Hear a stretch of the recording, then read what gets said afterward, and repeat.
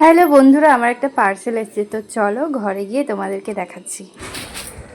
তো এই দেখো, পার্সেল নিয়ে চলে এসেছি। তোমাদেরকে দেখাচ্ছিলাম, তখন এসেছিলো দুপুরবেলায়।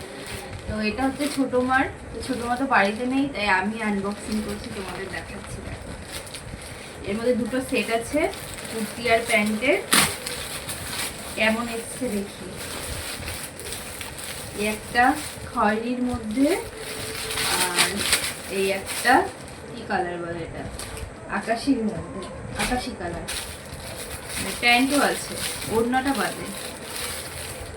চলো দেখো তোমরা।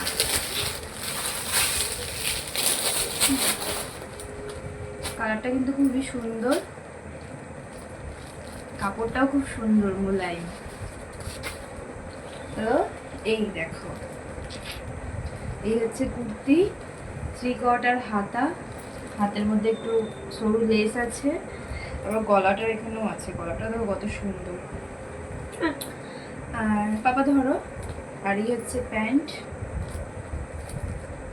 আর এটা, তবে এটা দেখি না,